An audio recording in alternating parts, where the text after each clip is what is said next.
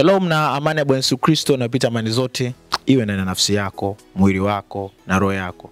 Nikukaribisha sana ndani ya Shuhuda, kipindi ambacho tunazungumzia matendo makuu ambayo Mungu anafanya kupitia hema hili la Global Maranatha Church, kupitia kwa mtumishi wake Kuhani Alistair Albano na watumishi ambao wapo katika huduma hii. Nikwambia kwamba Shuhuda, kipindi ambacho kinaelezea matendo makuu ambayo watu wamefanyiwa katika huduma hii na Bwana Yesu Kristo mwenyewe, ambaye anazidi kuwafungua, kuwaponya, kuwainua katika changamoto ambazo wanakumbana nazo.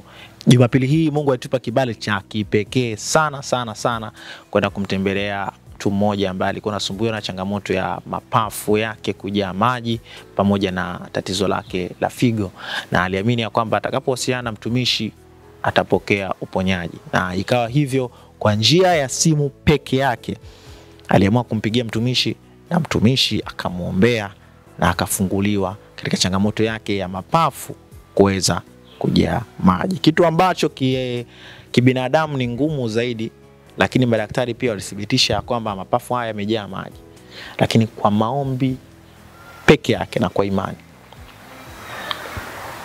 Bwana Yesu Kristo mwenyewe akaamua kuondoa huo ugonjwa. Akamwambia ili litimie neno lililonenwa na nabii Isaya, yeye alitoa udhaifu wetu na magonjwa yetu. Na kweli alitoa kwake na akafunguliwa.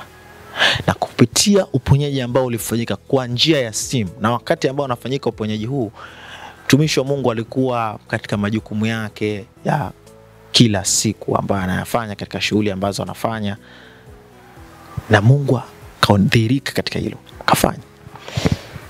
Na baadaye wakawa na mawasiliano, na kutokana na mabadiliko makubwa ya kiuchumi ambayo yalianza kufungua kupitia familia yao, maisha yalipoanza kubadilika, wakaanza kupata fedha kipindi ambacho walikuwa kupata fedha.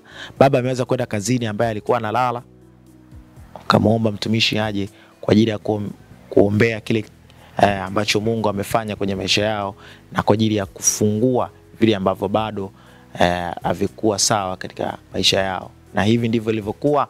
Timu nzima Global Maranatha Media kushirikiana pamoja na watumishi tukadhuru katika nyumba yao ambayo ipo Kivule, Dar es Salaam. Kwa wale ambao wapo Tanzania wanafahamu maeneo ya Kivule, na tukakwenda kwa ajili ya kufanya huduma hiyo, na haya walikuwa nayo ya kusema.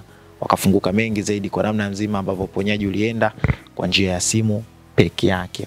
Kwa namna gani ambavyo Kristo afungwe na umbali uliopo, hakuguswa, hakuwekewa mikono, kupewa maji, kupewa kitambaa, lakini kwa njia ya simu peke yake akafunguliwa. Nisizungumze mengi, hawa hapa watazame namna ambavyo wanamshuhudia Kristo kupitia jukwaa hili la Shuhuda, na hivi ndivyo ilivyokuwa. Karibuni sana.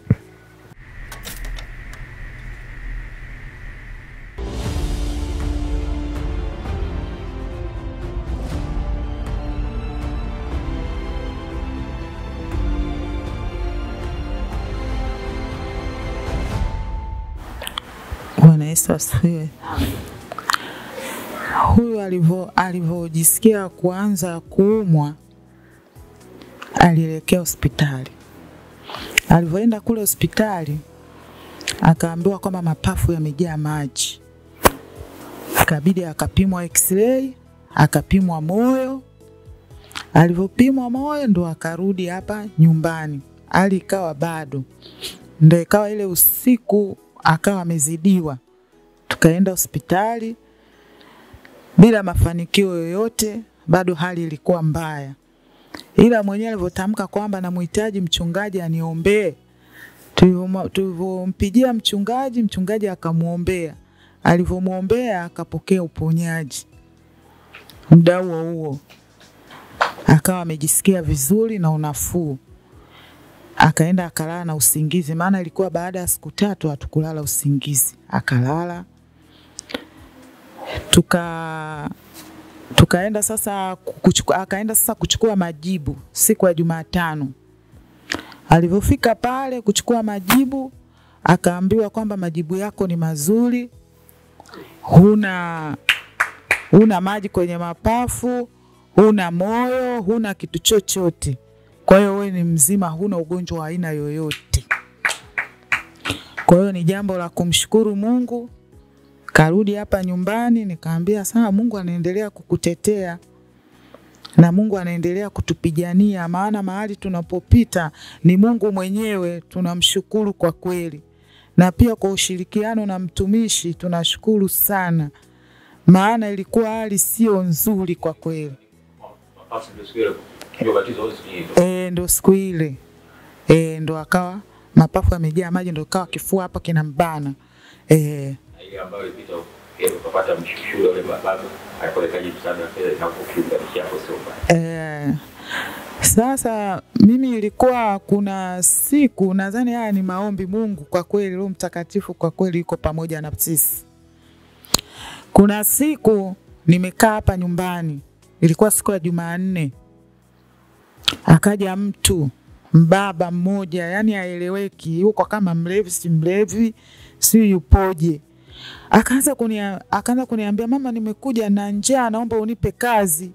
Sasa nikamwambia mimi mbona sina kazi? Akaniambia mama, na njaa, nipe kazi yoyote nifanye. Nikamwambia mimi sina kazi. Sasa nikiangalia hapa nitampa kazi gani? Sina hata shamba la kusema labda limalima hapo majani hakuna. Sasa nikasema Mungu wangu, huyu mtu ni mtu gani huyu? Ikabidi niingie ndani, kwa nikajifikiria, nikatoka. Nikaingia tena ndani. Nikasema ngoja nimpe hichi nilichokuwa nacho. Lakini ile hela nikaiombea. Nilipotoka nikampa ile pesa. Yule baba akaniambia Mungu akubariki sana, tena akuongezee pale ulipopungukiwa, akubariki, anataka kupiga na magoti. Nikamwambia hapana, usipige magoti, we nenda, usipige magoti. Nikamwambia nenda tu. Haya, kwa heri. Akaondoka.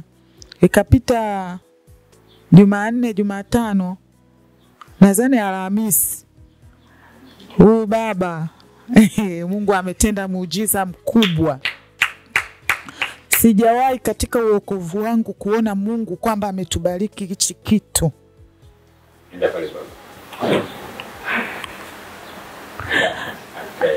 Ambacho kitu ni kikubwa.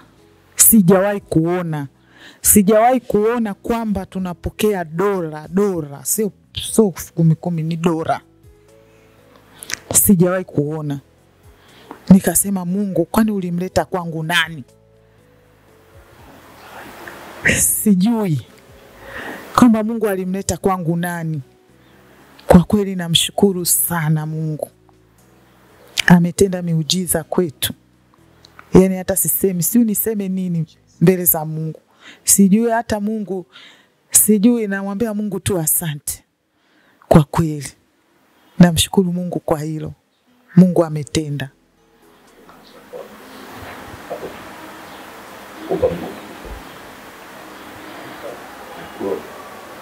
Kwa kipindi ambacho alikuwa anaumwa, hivi kuhusiana na ndugu jamaa na marafiki ambao wanaonyesha ushirikiano wote kwake kama ndio alitenga baadaye?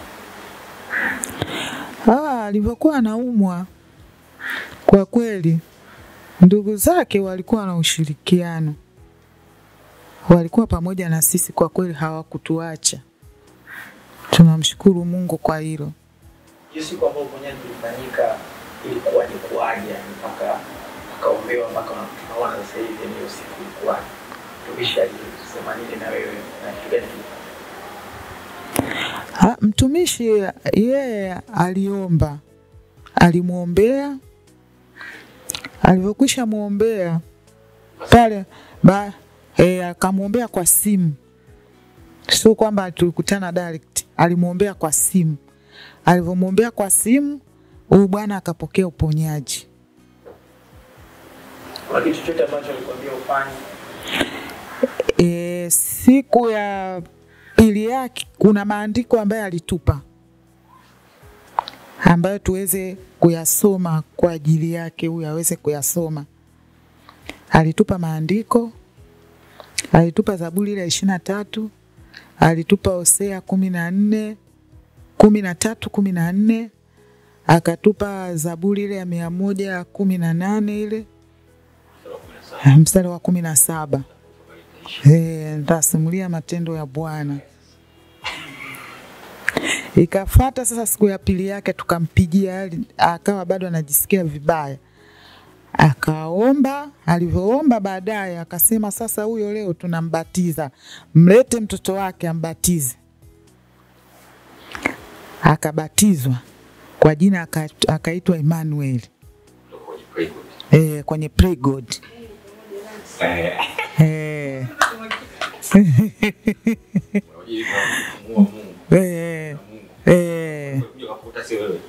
Wakamkuta sio yeye. Kwa hiyo tunamshukuru Mungu sana.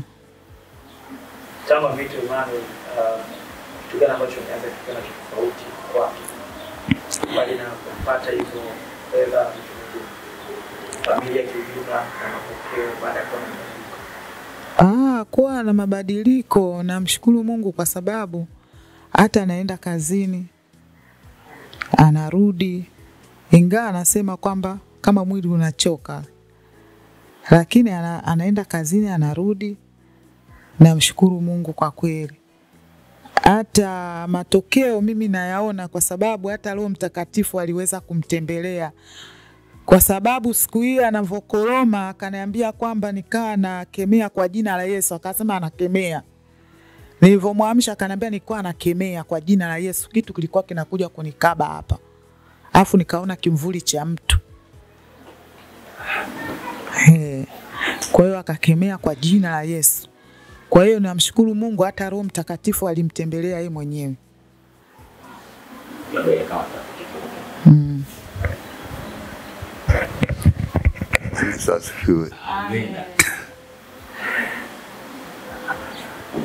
Nashukuru Mungu na kwanza nawakaribisha sana nyumbani kwetu hapa. Karibuni sana.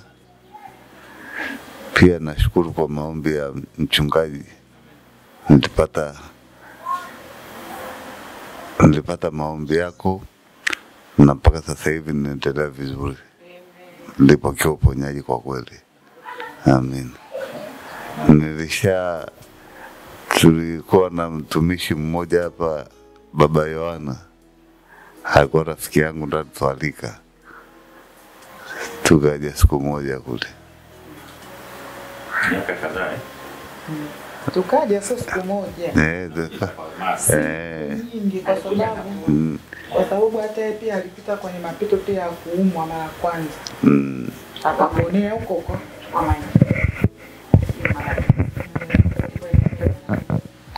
Hii ni mara pili. Mara kwanza pia alipita. Alikuwa anaumwa. Alianza tu kujisikia vibaya, najisikia vibaya, ikabidi tuende kwenye vipimo. Tukaenda kwenye vipimo Muhimbili. Tulivyopima vipimo ikaonekana kwamba figo yake imefeli. Tukaendelea na huduma na hali yake ilikuwa mbaya. Alikuwa hana hali nzuri. Kwa kweli. Tulipokuwa tunaelekea huko Gambus ndo alikuwa amepokea uponyaji huko. Maana huko ndo alipokea uponyaji. Gombo. Gombo alikapokea uponyaji. Kwa kweli pia namshukuru Mungu kwa huduma yao kwa kweli. Walitupokea vizuri, walitukarimu, wakatuombea, kwa kweli tunashukuru na sisi tulikuwa tunaendelea kwenda kwenye ibada. Tunamshukuru Mungu kwa kweli. Na yeye hali yake ilikuwa mbaya, pressure ilikuwa juu 240. Na figo pia ilikuwa juu. Siku tunaenda ili aende kwenye dialysis. Tunafika kule tukaambiwa kwamba huyu sumu yake imeshuka, hawezi kwenda dialysis. Haina haja baada ya maombi. Akaambiwa haina haja kwenda dialysis. Kwa hiyo akaa anaendelea na huduma kule. Kwa hiyo mimi namshukuru Mungu kwa sababu tulivyokuwa tunaenda kule hata kula saa nyingine alikuwa hawezi, lakini tukienda kule tukirudi mtu anakula vizuri, anachangamka. Mpaka mtoto wake akawa anamwambia kwamba leo umetoka kliniki kwako. Umetoka kliniki leo ndo bala unakula. Kwa hiyo akaendelea hivyo. Kwa hiyo alipita kwenye mapito makubwa pia kule Muhimbili walimpa dawa. Zile dawa akawa analala na usingizi mzito. Alikuwa amki Maana kwa mpaka muda wa kula umwamsha, kila kidogo anasinzia, anasubiri. Unamwamsha tena anakula. Kwenda kuoga mpaka umwamshe. Yaani alikuwa analala tu. Lakini tulipofika kule tunamshukuru mtumishi akatuambia hizi tumia, hizi situmie, hizi tumia, hizi situmie. Kwa kweli tuliacha, kwa kweli tunamshukuru Mungu, akawa ule usingizi uliondoka, ikabidi aanze tena na kwenda na kazini na kuendesha gari. Kwa hiyo tunamshukuru Mungu. Hata tulipokuwa tunakuja kanisani Gambus Gombo, napo alikuwa anaendesha mwenyewe gari. Kwa kweli tulikuwa tunamshukuru Mungu sana, maana alikuwa hata hawezi chochote. Sasa ndio ikapita hapa juzi tena akarudiwa tena. Kwa hiyo tunamshukuru Mungu sana kwa mtumishi. Ila mpaka yeye mwenyewe nikaa namwambia, hivi wewe wakati uliofika huu, kwa nini usimwachie Yesu maisha yako? Maana muda umeenda, unateseka vya kutosha. Unasubiri nini wakati huu tena? Na umri umeshaenda, unataka nini kama usimwachie Yesu maisha yako ili Yesu akafanye kitu kwako? Basi kwa kweli namshukuru Mungu sana, Mungu wa kutuunganisha na mtumishi. Nashukuru sana sana kwa kweli.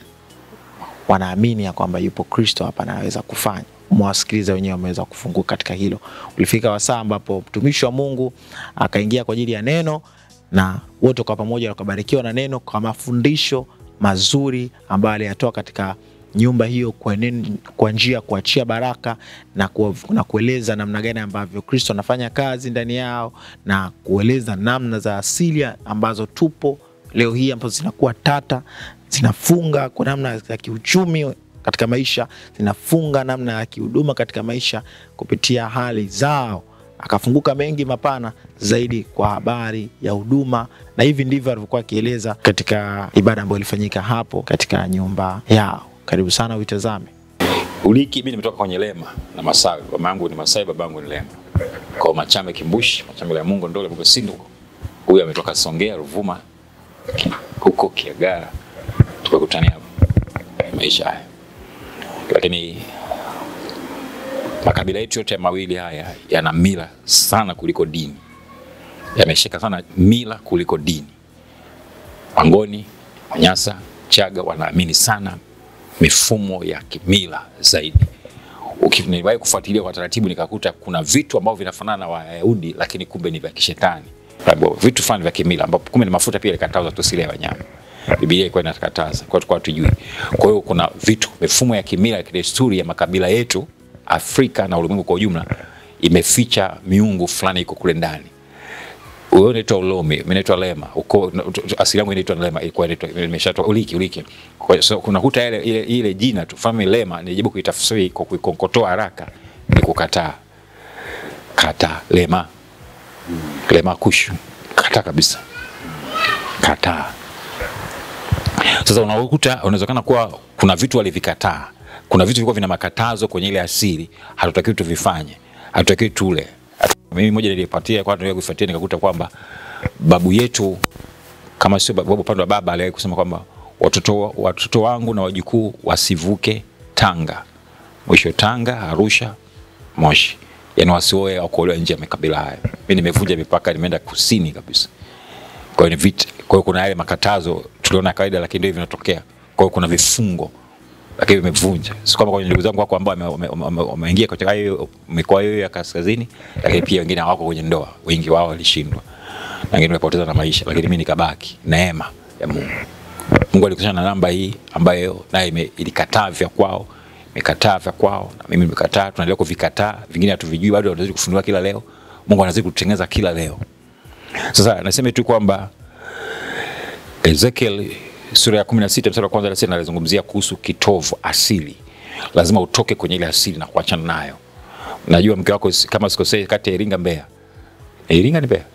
Tanga, unaona Tanga. Okay. Unatoka mpaka Tanga okay, sana. Tanga. Sasa okay.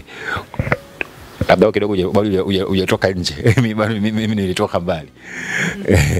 Lakini hiyo sasa sababu. Kwa sababu yuko kakaangu ambaye alikuwa kaskazini na bado hawakukaa miaka 7 ndio ikavunjika. na wakuweza kukaa pamoja. Na ni mtumishi mkubwa kwangu, mimi ni kaka, lakini pia ni mwalimu wangu wa kiroho. Amenisaidia sana mpaka hapa nimefika. Bado naendelea kusimama kwenye viatu ambavyo nilipita anifundisha. Bwana Yesu asifiwe. Kwa hiyo tunaona hapo Tanga wana mambo yao, lakini bado Mungu amewaweka mmekaa. Si kwamba ilikuwa rahisi, najua kuna mchangamoto. Makabila kwa labda mtu na mtani wake hamwezi kuoana. Kuna vita, lakini imeweza kufika mpaka hapa leo. Nisikae sana katika hilo. Nataka niangalie kitabu hichi cha Ezekiel 21 itakuja, 20 nianze kwanza na 26. 16. Neno la Bwana likanijia tena kusema, mwanadamu alisa, ujulishe Yerusalemu machukizo yake. Useme Bwana Mungu auambie Yerusalemu hivi, asili yako na kuzaliwa kwako kutoka katika nchi ya Mkanaani na Mwamori. Alikuwa baba yako na mama yako alikuwa Mhiti. Na katika habari ya kuzaliwa kwako, siku ile uliozaliwa kitovu chako hakikukatwa wala hakuoshwa kwa maji, usafishwe, haukutiwa chumvi hata kidogo, wala hukutiwa katika nguo kabisa. Kitovu kibiolojia au kisayansi ndicho ambacho kinatumika kumlisha mtoto, si ndio? Mnasema mimi sayansi sikusoma, ila najua basic tu. Mimi mzee wa maboksi. Lakini najua vichache. Kwa hiyo kinatumika kumlisha, si ndio? Mimi nashangaa kile kitovu ndio kinamlisha mtoto. Lakini kila mtoto anapozaliwa damu yake ni ya baba yake. Hapo mimi sijui kuna kitu gani. Na ndio maana wakipima DNA wapimi ya mama, wanapima ya baba. Mtoto atajulikana huyu ni wa fulani. Hapo hiyo ni siri nyingine. Nahitaji kuweka kitovu ni cha kinasema kinamlisha, kilikuwa kinanilisha mimi tumboni mwa mama yangu. Sasa kile kitovu usipotenganishwa nacho, maana yake bado utaendelea kulishwa vile vya mama. Sijui kama naeleweka. Yaani kama mama alikuwa anaamini ambavyo sivyo. Nimeanza pale kuzungumza kuhusu kunywa damu, mafuta na vitu kama hivyo. Vitu ambavyo ni maagano na mifumo ambayo wahenga na wazazi wetu na makabila yetu walizane ni salama kwetu, lakini ilikuwa si salama. Kwa sababu ilikuwa ni katika kutafuta uso wa Mungu, kumtafuta Mungu wa kweli. Kwa hiyo kwa mmoja wakajikuta wamejiingiza kwenye kitu ambacho sio. Bwana Yesu asifiwe. Tunaona hapa anasema haukuoshwa kwa maji usafishwe, haukutiwa nguo kabisa, alikuwa mtupu. Hapo hapana jicho la kuhurumia ili kukutendea lolote ambalo hayo kwa kukuhurumia, lakini ulitupwa nje uandani kwa kuwa nafsi yako ilichukiwa katika siku ile uliyozaliwa. Ile siku tu tangu amezaliwa aliachwa. Ezekiel sura 16 tutakuwa mpaka mstari wa 6 kuanzia wa kwanza. Nami nilipopita karibu nawe nikakuona ukigagaa katika damu yako, na nilikwambia ujapokuwa katika damu yako uwe hai. Naam, nalikwambia ujapokuwa katika damu yako uwe hai. Huko kwenye damu na gagaa, lakini anasema uwe hai. Maana Kristo aliniokota, Kristo alituokota, akatufsiri, akatufunika, akatuvisha vazi ambalo neno lake. Bwana Yesu asifiwe. Kwa hiyo sio rahisi sana. Nimeona wale nitangulia ndugu zangu walikuwa wamekoka, walimaliza, wengine wakamaliza vizuri, waliishia vibaya. Na mimi nikajiridhia kwamba nawe utakuwa hivyo. Mimi nimekataa na nitaendelea kukataa mpaka naondoka. Punda afe mzigo wa bosi ufike. Mimi nimemchagua, Yesu ameniteua niwe mtumishi wake kabla hajaniumba na baada ya kuniumba. Kwa hiyo namwamini yeye ndiye ameniita. Kwa hiyo hata iweje mimi nangangana naye tu. Nikikosea hapo natengeneza hapo kwa sababu tunakosea katika kutembea, kuna kujikwaa. Kwa sababu bado kuna vitu asili na kuvuta, nature wanasema ina nguvu sana. Inaweza kwenda kuvuta, unakofanya hilo kumbe nimeenda kwa Songea. Kuna mila desturi nilipata huyu mke. Leta mkeka, si leta sufuria, leta hiki mwiko, leta nini. Vyote hivyo ni mila. Sufuria, yani mila hizo. Kwa hiyo mimi nimeshafungisha ndoa kadhaa katika ni msajili wa mambo ya ndoa kisheria. Kama mtumishi anakuambia cheti cha ndoa chochote kimeandikwa ni mali ya serikali. Ndoa hii ni ya kanisa, dhehebu, Kikristo, Kihindu, Kiislamu, kimila ya wake wengi au moja. Tunaandika pale ndoa hii ni ya Kikristo, lakini tangu hatua ya kuposana ni mila mpaka siku ya harusi. Umeona vurugu hiyo? Alafu mapepo yanaweza kukuacha tu subiri ufunge ndoa, baada hapo yanaanza kuamsha. Alafu umeokoka nini? Na usikia hapa mama hizo anakosisitiza njoo kwa Yesu. Hujachelewa, usho kwa nkira Yesu. Kuchoka mponyaji Yesu. Yeye ndio anayekuponya wala sio mimi. Mimi nilishawasahau, miaka imepita. Unajua daktari anawasahau watu wagonjwa wake. miaka imepita, lakini akasema ni fulani. Ndio wakati ananipigia, tumeenda kufanya kazi na huyu mke wangu kupima macho Kinondoni na Temeli kwa bani, unanipigia simu. Nikasema nitabombea wale sauti, kaniambia omba hapo hapo. Nikaomba ile siku ya kwanza. Nikaomba Mungu akafanya. Mimi nafanya hapo hapo, ile tu hapo hapo hiyo. Haina kusubiri. Kwa hiyo kuna connection, divine connection ya kiroho, Mungu anakuwa ameshaunganisha. Kwa hiyo tunaona hii hapa lazima tujitenge na ile asili, mila, desturi, mifumo ambayo inaweza kuwa inatufuatilia. Kwa mfano kina Uliki mambo hakuna kuoa. Makabila mengine au maambiwa hutakiwi kuwa na utajiri, hutakiwi kuwa na mali. Mwisho wako ni hapa. Unataka kuvuka, lazima pambane na hiyo vita. Umesikia hapa mama anaelezea kwamba mpaka ameanza kukiado kufanya kazi unazozifanya. Bado Mungu anaendelea kufanya kwa sababu kuna vifungo vinaondolewa, na nikiangalia tangu tupowafahamu haya sio maisha yenu. Kuna mali mmestack. Sasa sisi tumekuja tumewapita. Tumewaachia vumbi. Mimi nilimwambia Yesu, nikamwambia na kakangu na nilimwambia mimi sitaki kuwa kama walimu ambao wa zamani walikuwa wanasema nilimfundisha rais, nilimfundisha waziri, nilimfundisha profesa fulani anakaa na kufa na gongo. Na maisha ya kubahatisha mimi nimekataa. Sasa nataka nivuke. Kama ni mwalimu basi ni mfano. Kama ni mchungaji ni mfano kwa wengine waone hii. Hawa kina Meshaki, Abednego ni wanadamu. Lakini kina Daniel ni wanadamu. Hawa kina Elia na kina Elisha ni wanadamu. Hawa kina Ibrahim na Yakobo ni wanadamu. Kama sisi waliwezaje kumiliki? Kwa tunatakiwa kumiliki na kutawala juu katika hali yote, kiroho, kinafsi na kimwili. Tuwe na utisho. Kumbuka Torati sura 28 mstari wa kwanza hadi 14 imeelezea pale kwa upana zaidi. Viko ukikosea nakataa. Ndio kwamba haitakiwi. Maana yake ni kwamba tuko katikati ya mwaka na tunaanza mwaka kuenda hatua ngo ya pili ya mwaka 2025. Lazima tunahamia engo hiyo na zile baraka za Ibrahim. Huwezi kukaa kwenye banda la ng'ombe usinukie ng'ombe. Huwezi kukaa kwenye banda la mbuzi usinukie mbuzi. Huwezi kukaa kwenye mti wa waridi usinukie waridi. Lazima utanukia hivyo. Kama Petro aliyekuwa amemkataa Yesu mara 3, bado atakumwambia sauti yako, kutembea yako, kuvaa yako ni Yesu. Sasa kama umepita kwenye mikono ya gombo, sasa hivi inaitwa gombo Maranatha. Yaani manake gombo neno, alafu Maranatha, Bwana wetu anakuja. Our Lord is coming. Naona kwa hiyo tumetoka kwenye gombo Gamus ambayo ilikuwa ni gombo na music, neno la Mungu na injili, neno la Mungu kuja kwenye hiyo kwenda hiyo. Kutoka kwenye ministry now is a church. Kutoka kwenye ministry imeenda imekuwa kanisa. Wanawake wa 10 alikuwa na kura ya Yerusalemu na kuviweka vyombo vya kubomolea, kufumbua kinywa katika machinjo, kuinua sauti ya kupiga kelele sana, kuweka vyombo vya kubomolea juu ya malango ya kufanya maboma na kujenga ngome. 23. Jambo hili litakuwa kwao kama uganga wa ubatili mbele ya macho yao waliowapia viapo, lakini ataufanya uovu ukumbukwe ili kwamba wakamatwe. Mfalme tunaambiwa ameshika, tunaona hapa mfalme yani mtawala yuko kwenye nini? Njia panda. Sawa? Akayatazama maini, wanatumia kama kusoma, alafu anakula ya yule nchi.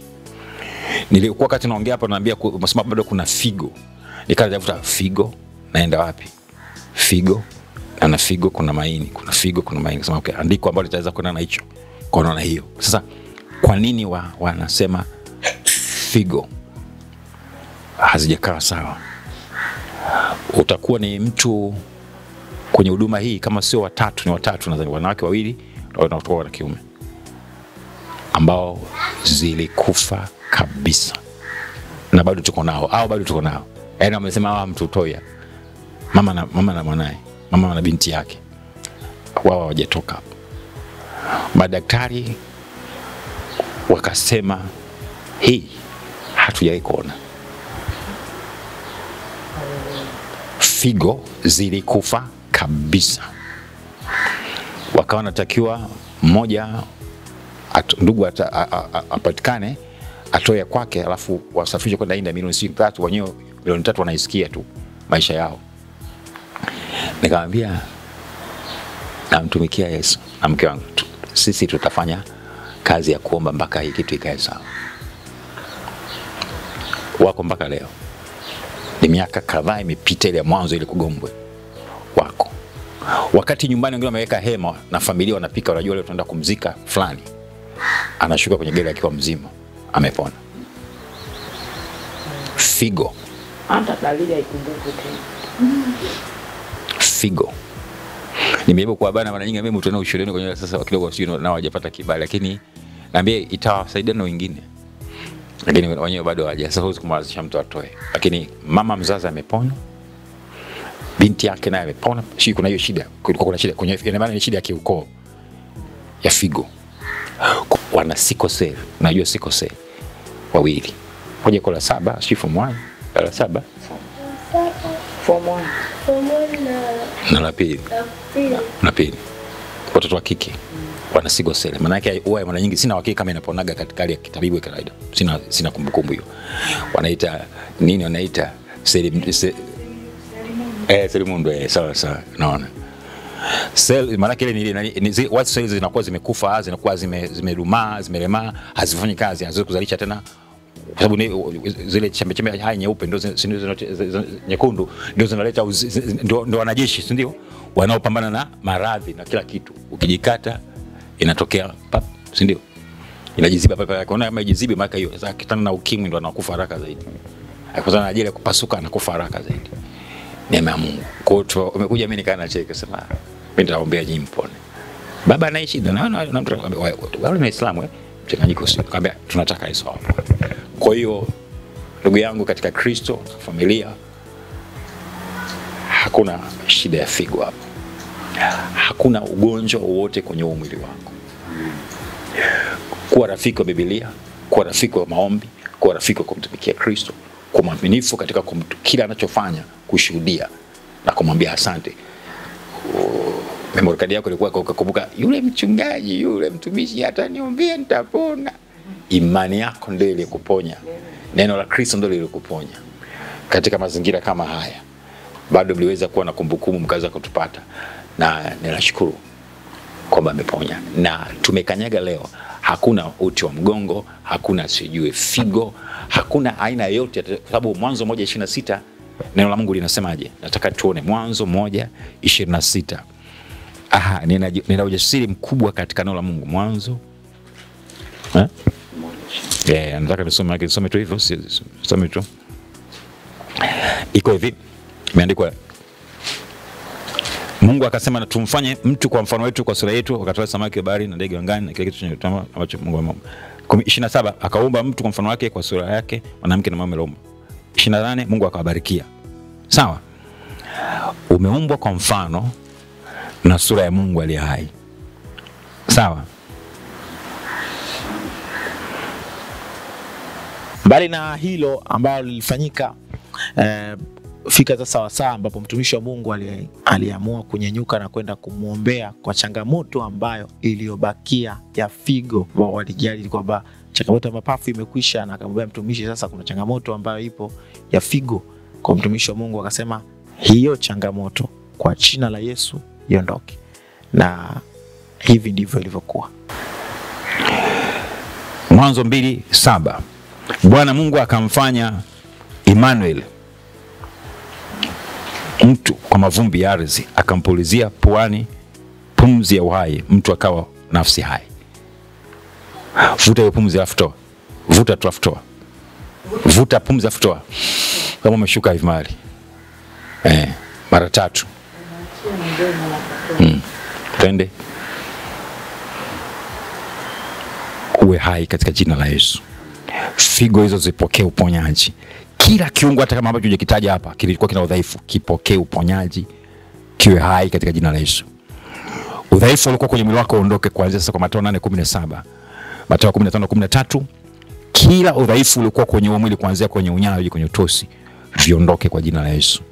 Na tamka katika uwezo, tulia, tufungua miguu yako usifunge. Kila udhaifu ambao uko kwenye mwili uondoke. Nazungumza uzima wa milele upatikane. Akisema utawekewa wagonjwa na watapata afya. Bisa ondoka kabisa. Akina Ulike, hamna haki ya kumfuata tena huyu. Huyu ni mali ya Bwana Yesu Kristo. Kwanza sasa amechukua chapa ya jina lake Yesu Kristo. Bwana Yesu Kristo ndiye atakuwa Bwana na mangi kwake, mtawala wake, sio bwana wengine. Mungu aliyekwisha kumbariki yote, natangaza katika kuna uwezo wa jina la Yesu Kristo. Kila kilichokuwa kimenyamazwa huko kiwe kizima kinachopaswa kuwa hai. Udhaifu wote ulio kwenye mwili uondoke. Kila udhaifu ulio kwenye mwili uondoke. Natamka katika uwezo wa jina la Yesu Kristo. Mungu unayeokoa, Mungu unayeponya. Nira iliyokuwa kwenye shingo yake iondoke. Mzigo ulio kwenye mabega yake ambao sio size yake, Kristo beba sasa hivi, ondoka nayo. Ondoka na mizigo yake, ondoka na mizigo yake. Uti wake wa mgongo, upokea uponyaji katika jina la Yesu Kristo. Mungu Baba, Mungu Mwana, Mungu Roho Mtakatifu, katika jina la Yesu Kristo ninamtangazia Emmanuel kuwa ni mtumishi wako na mpaka mafuta wako. Unaniambia utabariki kazi za mikono yako. Fungua tu mikono yako. Na mama weka mikono yako hapo. Mama leta. Na wote weka juu ya kwake. Ikutane. Baraka za Ibrahim za Bwana wetu Yesu Kristo ziwe na familia hii kuanzia sasa na milele yote. Hakuna atakayepora. Kristo Yesu, ikiwa ni katika mapenzi yako, ongeza pia uzao ambao hautaleta majuto bali furaha na amani katika familia hii. Natamka katika uwezo wa jina lako Yesu Kristo. Tumepatana kwa Mathayo sura ya 18 mstari wa 19 hadi 20, neno hili litarudi bure.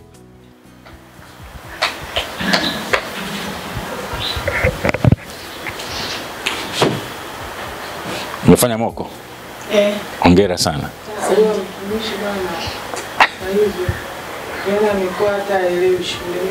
Anakesha kwenye kompyuta, kwenye TV. Vita nini hilo? Amani Kristo na kupita amani Yesu Kristo. Huyu ni mzaliwa wa kwanza na ikabidhi nafsi yake na roho yake mikononi mwa Yesu Kristo. Na amleta kwako Yesu Kristo. Wewe Yesu ni mzaliwa wa kwanza kwetu sote. Na ni mzaliwa wa kwanza pia kwa Edson. Kwa maana hiyo utamshika kwa mkono wako wa kuume ule hodari wenye nguvu, hatofeli, hatafaulu.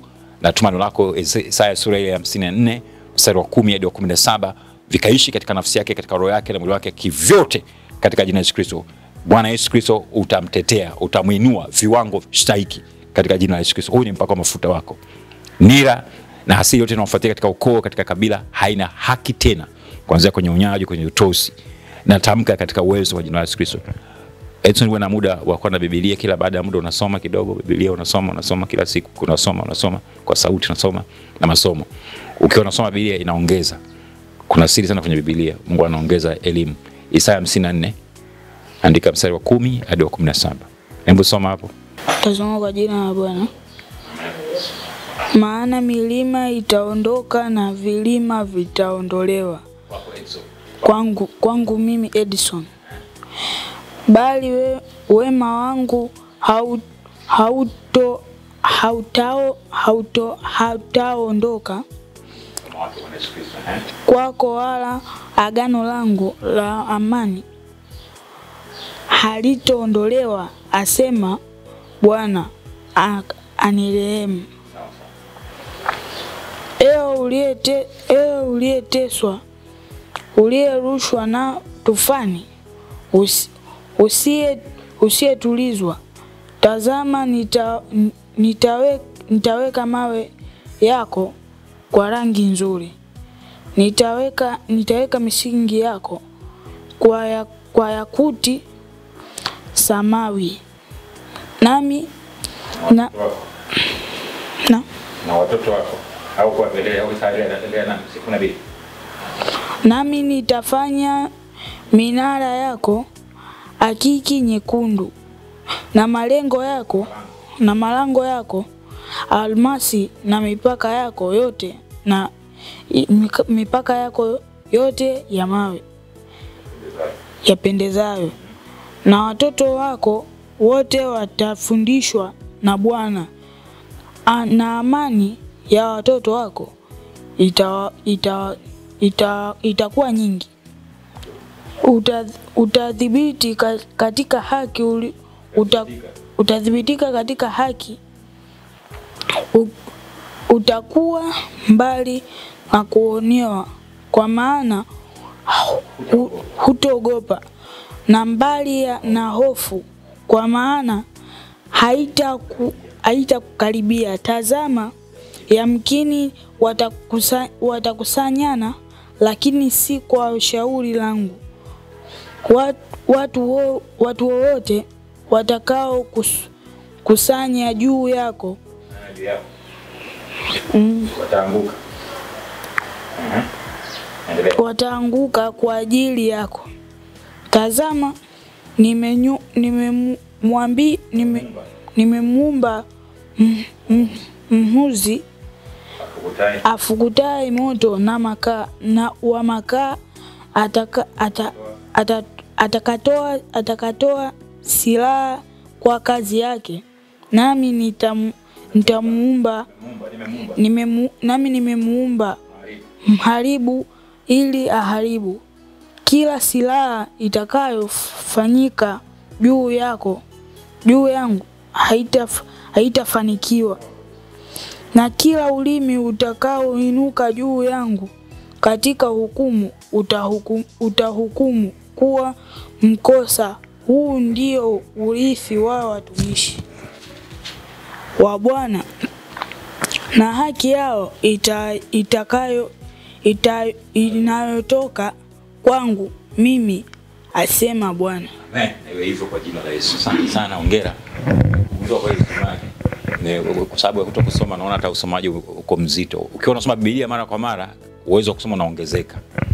Unamwona huyu hapa anafanya vizuri sana. Mko age mate. Yeye ni akipata akiwa pili analia darasani. Kwa hiyo wa kwanza, pili, tatu, 10 ndio hivyo. Yaani namba zake. Anafanya vizuri. Lakini alipoanza kuenda kwenye vitu vingine akakuta anaanza kurudi nyuma, ambia kuwa na muda, achana na vitu ambavyo viko kwenye smartphone, kwenye TV, sio vile kukaa sana muda mrefu. Nataka ukae kwenye neno zaidi. Kuna nguvu kubwa katika neno la Mungu. Hekima, maarifa na ulinzi. Amesema hapa mtoto wetu atafundishwa na Bwana. Kwa hiyo mimi bado ninamhakikishia kwamba atafanya vizuri, atafanikiwa vizuri. Hayo mengine yaache tu yapite, hangaika sana na neno la Mungu. TV sio kila siku kuangalia, umepamba kwenye smartphone sio kila siku kuangalia kila kitu kama hivi. Kuna vitu vingine unatakiwa kuviangalia havina hata haja. Na vya ushawishi viko vingi sana vibaya huko ndani. Lakini vizuri vipo. Na vizuri pia vipo. Kipekee ninamshukuru Kristo, ninashukuru sana. Na ninaishukuru pia familia yenu kwa upendo wenu na kwa ushirikiano na kwa kuruhusu Bwana kutuaminisha kwamba mnatuamini kama na watumishi wake, mtumishi wa Mungu Alistair Albano, Gombo Maranatha Church. Tunamhubiri Kristo aliye hai, na nimefurahi kusikia kwamba bado Kristo anatenda kazi kwenu kupitia utumishi alioweka ndani yetu, na hajawahi kufungwa na umbali. Tunatoka mkoa wa Pwani, tunakuja Dar es Salaam, tunatoka tunaenda mikoa mingine tukipeleka injili kuifikisha kwa kila kiumbe. Na Yesu Kristo yeye yuko tayari kwa mtu yote anayemwamini, akimpokea, akimwamini anaweza kumhudumia. Nimefurahi kuona kwamba mko hai, mnaendelea vizuri. Japo mlipita kwenye mahali fulani shetani anajaribu kuwasaulisha pale kwenye ustawi, kwenye amani mara nyingi wanakusaulisha, lakini baadaye mnarudi tena kwenye hali fulani. Kwa hiyo kwa nafasi yangu ya kikwani ya kifume Bwana Yesu Kristo, nimeshatamka tangu mwanzo, amani ya Kristo inayopita amani zote. Mungu awabariki mmiliki wa hii nyumba na familia yake na wote kwa muda ambao mmekaa hapo, na wakati wa kutoka sasa nakwenda kwenye mji ambao Mungu atawapa. Tuseme amekwisha wapa ardhi ambayo amewapa, ambayo na kila kitu atawezesha pale, kila kitu chenu kitakuwa hai kwa ajili ya utukufu Mungu Baba. Na hii msiache kumshuhudia Mungu watu mataifa kwamba Mungu amefanya, Yesu ametenda. Baraka za Bwana hazileti majuto wala huzuni, zileta furaha. Kwa hiyo zitaambatana na nyinyi kivyote. Asante kwa kutuheshimisha, asante kwa kujali, asante kwa ajili ya yote. Lakini nawashukuru kwa kipindi cha mapito mliopita, na familia mliweza kuungana na kukaa katika umoja, na Yesu akafanya hivyo. Nawashukuru madaktari, nawashukuru wauguzi walikuwa wakijaribu kupambania uzima wako Baba Edson. Nashukuru sana kwamba na heshima. Na mke wangu mimi ni daktari, kwa hiyo si wadharau. Madaktari wana nafasi zao, na wachungaji na watumishi wa Mungu pia tuna nafasi zetu. Kila mmoja anamhitaji mwingine, na hakuna ambaye yuko juu zaidi ya mwenzake. Kila mtu anahitaji kumheshimu mwenzake, nafasi zile, fursa. Tulikuwa na kwenye Biblia kuna mtu anaitwa Dr. Luka, alikuwa ni tabibu physician kabisa wa matibabu ya kimwili. Alikuwa anaambatana na timu ile wanaofuata Kristo, kimwamini Yesu Kristo, na usomi wao walifanya hivyo. Kulikuwa kuna kina maprofesa kama kina Sauli ambaye baadaye alikuja kuitwa Paulo, walikuwa ni wasomi, wana PhD ya mambo mbalimbali. Kulikuwa na watu wa TRA, watu wa kina Matayo walikuwepo huko ndani, wako kina Zakayo, walikuwa ni watu wa TRA, watu wa forodha, watu wa uchumi walikuwepo mle ndani. Yesu alikuwa na kwa watu walikuwepo. Kwa Mungu ana watu wake maeneo mbalimbali, walikuwepo wafalme kina Daudi, watumishi mbalimbali wa kila kundi walikuwepo. Mungu alikuwa ameruhusu kuwepo kwenye jamii. Kwa hiyo kila mmoja anamhitaji mwenzake kwa namna moja. Bado katika yote sote tunamhitaji Kristo kuliko kitu chochote. Bwana Yesu Kristo ni wa thamani sana. Bila shaka umeweza kutazama namna nzima tukio zima lilivyokwenda kwa pale ambapo Bwana Yesu Kristo alituwezesha kufanya, na hivyo ndivyo ilivyofanyika. Na umeona ni kwa namna gani ambavyo ukarimu uliopo ndani ya huduma hii na nafasi ambayo iliyopo ndani ya huduma hii, na wewe ambaye upo unanitazama saa hii, kikubwa ni kuamini tu. Yupo Mungu anaweza kufanya. Msizidharau sana hizo namba ambazo zinapita kwenye screen yako. Zitumie vyema kwa yule mwenye changamoto aina yoyote. Muamini Kristo, yupo anaweza kufanya na kutenda. Tupo kwa ajili ya maarufu, kutafuta jina, lakini lengo ni kwa ajili ya kutangaza kweli ya Kristo ulimwenguni pote, wakajua kwamba yupo Mungu mpaka leo anaweza kufanya. Yupo Mungu mpaka anaweza kutenda bila chochote. Mmepewa bure, tueni bure. Mtumishi wa Mungu anakuona bure, mtumishi wa Mungu anafanya kazi bure, basi na chochote. Na umeona ni kwa namna gani ambavyo Mungu amewabarikia kwa ukubwa zaidi. Wasaa mzuri pia ulifika ambapo walikuja na kiwango ambacho Bwana Yesu Kristo amewawezesha kwenye maisha yao kuweza kukipata kwa kipindi hichi. Baada ya maombi, sasa wanapokea kiwango kikubwa cha fedha, dollars wameanza kupokea hivi sasa. Na maanisha fedha za Kimarekani ama dollars ndizo ambazo wameanza kupokea baada ya mtumishi wa Mungu kuweza kuombea. Na kupitia kiwango hicho ambacho walipokea, wakaamua sasa kutoka katika nyumba ambayo wanaishi hivi sasa na kwenda kutafuta kiwanja kwa ajili ya ujenzi wa nyumba yao. Na kabla hawajaenda kwenda kununua kiwanja hicho, kupitia kile kiwango ambacho wamepata, tunakiomba ukiweke wafu, tuende tukapate kiwanja ambacho kitakuwa kwa ajili ya utukufu wa Mungu. Hapo tutaenda kuishi kwa amani, na tutakapofanikiwa kukipata hicho kiwanja, tunaomba uje kwa ajili ya kuja kukiweka wafu na ujenzi mara moja uweze kuanza kwa ajili ya kiwanja hicho. Na hivi ndivyo ilivyokuwa. Shukuru kwa ajili ya ukuu wako na uwezo wako. Tazama watoto wako wameleta hii sehemu kubwa ambayo umewajalia ya dhabihu, ya sadaka, ya fedha. Nawe katika neno lako kumkubwa Torati sura ile ya 26 unaniambia hapa 26 imebadilika papa, na itakuwa ukisha kuingia katika nchi akupayo Emmanuel na Josephine na Edson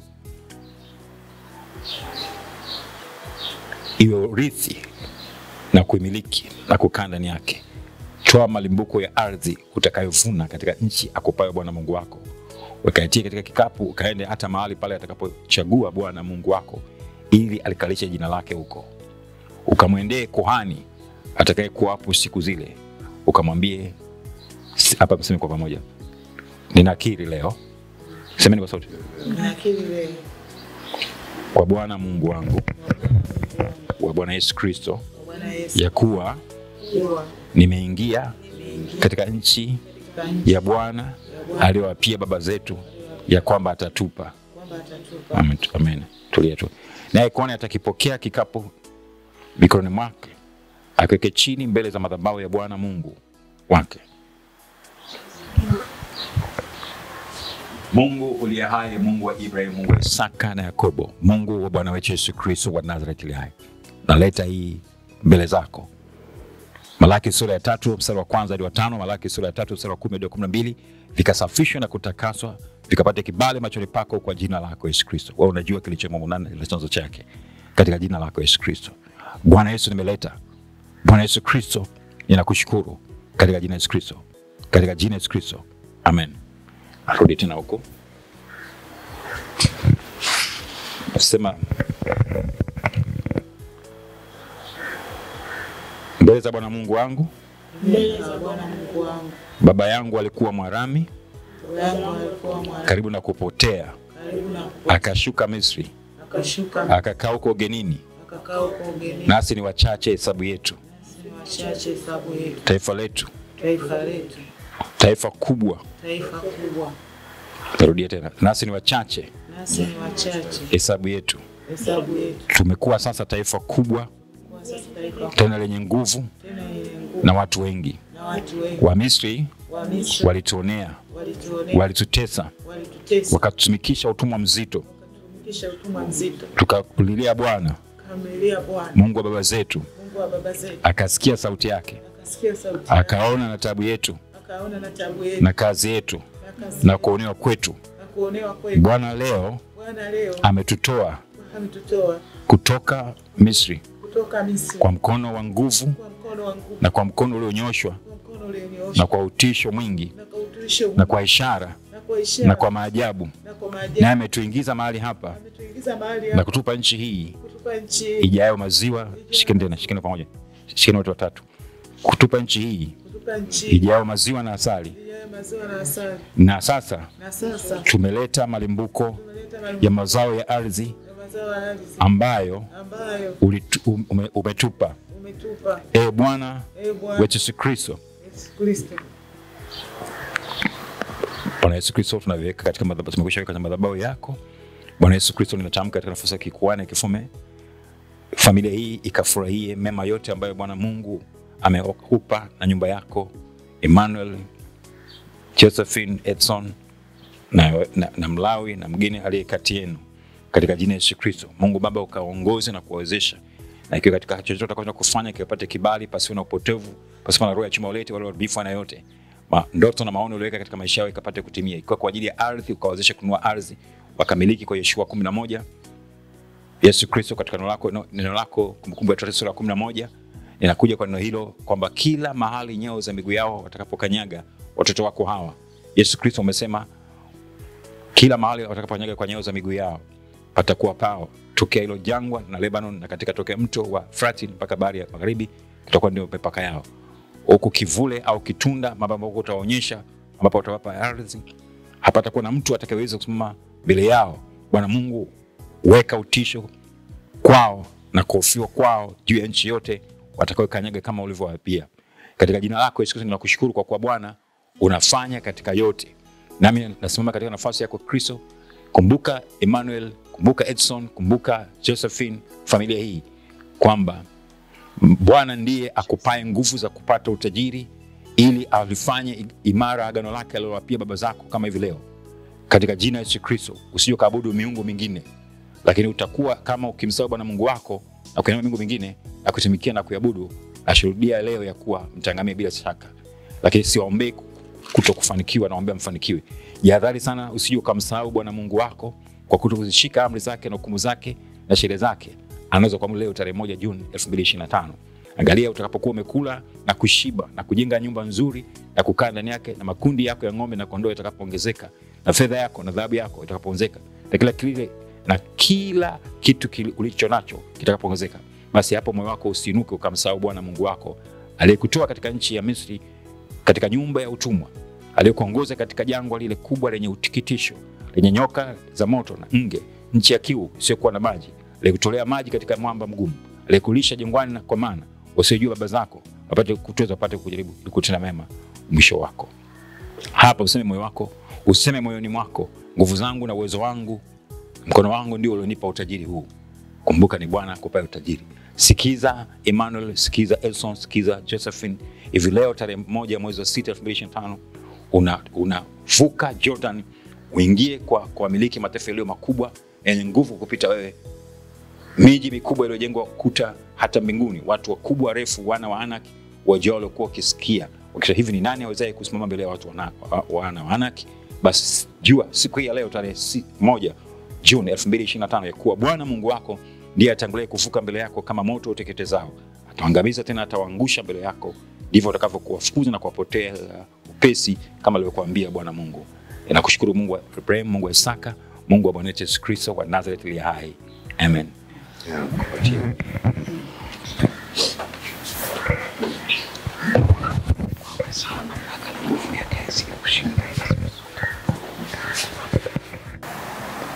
Bila shaka umeitazama vyema shuhuda nzima tangu tulipoanza mpaka sasa. Natumaini umeweza kufahamu makubwa ambayo Mungu amefanya na kile ambacho amebarikia kwa habari ya huduma na kile ambacho amewafungua kwa watu wa kivule ambao walimwamini Bwana Yesu Kristo kuwa Bwana na Mwokozi wa maisha yao na kafanya na kutenda kwa viwango vikubwa zaidi.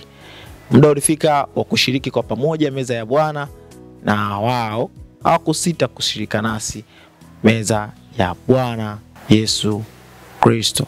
Kwa pamoja tulishiriki nao kwa lengo la kufufua vile ambavyo vimekufa kwenye nafsi, kwenye mwili, kwenye roho ndani yetu. Hapo mtumishi wa Mungu kuhani Alista Albano aliwaongoza katika zoezi hilo la kushiriki kwa pamoja meza ya Bwana Yesu Kristo, na hivi ndivyo ilivyokuwa. moja tena nitatetemesha si nchi tu bali na mbingu pia. Lakini neno hili maana moja tena ladhihirisha kuhamisha vile viwezavyo kutetemeshwa kama vitu visivyoumbwa, visivyoweza kutetemeshwa vikae.